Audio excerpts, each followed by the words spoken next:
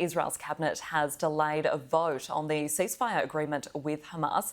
Prime Minister Benjamin Netanyahu is accusing the militant group of reneging on the deal, but Hamas has denied the accusations, claiming they are committed to the ceasefire. Joining me live is Australian Strategic Policy Institute Senior Analyst, Dr. Alex Bristow, for more on this.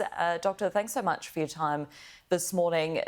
What do you think? Is the deal in jeopardy at all? We will have to see. Obviously, Prime Minister Netanyahu is in a tricky position in that he relies on the support of members of other parties in his cabinet, some of them to the right of him, some of whom have long said that they won't support a deal like this, including his national security advisor. If he really can't persuade them, then I guess that could scupper the deal. But we should take at face value as well what Israel is saying. They are saying that Hamas is trying to extort concessions at the last minute, trying to change the deal. I think that is something we should take seriously, that Hamas is trying to undermine the deal. So we don't know the facts, and we don't really know quite what's in the deal yet, because a lot of it is still behind closed doors, and what we know has come out through the Qataris, who have been the primary mediator on this. But yeah, these deals are always fraught, and we won't know whether it's actually happened until we know on Sunday, when I think it's supposed to be implemented. And obviously the timing of that is to get it done before the Trump inauguration on Monday. And Donald Trump's made it very clear he expects this to be resolved before he gets into power. And what would you say are the potential implications for Benjamin Netanyahu here and his government going forward? Look, I think this is a really tricky time for Netanyahu. He faces a lot of pressure domestically. If he's unable to keep his cabinet together, his government could fall. He himself is under pressure from corruption allegations, facing court.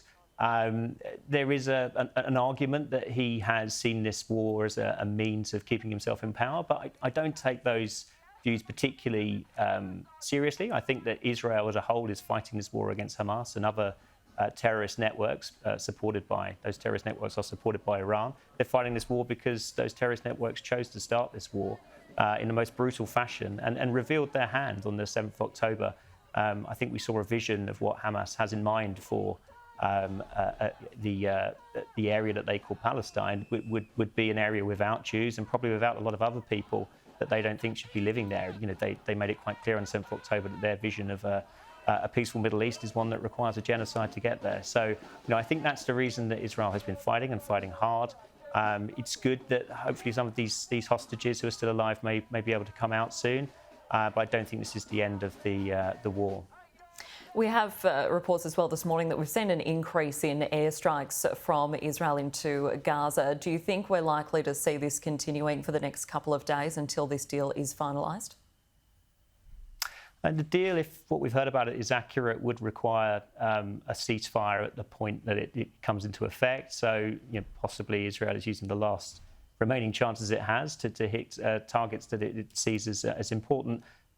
You could speculate that this is also part of putting further pressure on Hamas. I think that pressure has been essential in getting Hamas seriously to the negotiating table, such that they are actually willing to give up hostages as a condition of a ceasefire. Until now, Hamas has been saying that Israel has to leave the Gaza Strip, and then after they've gone, that you'll get the hostages, which of course was never credible. So, look, I do think we should probably expect to see further military operations until the deal is in effect. But once it is, then in theory, there shouldn't be further hostilities. But of course, Hamas themselves might choose to provoke Israel by firing a rocket, as they've been continuing to do, into Israeli territory of late.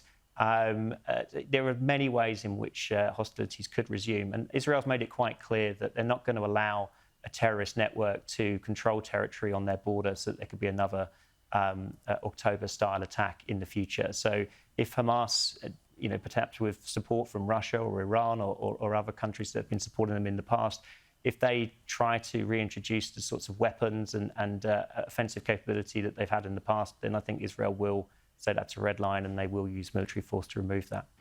All right, Dr. Alex Bristow, thanks so much for your time this morning. Thank you.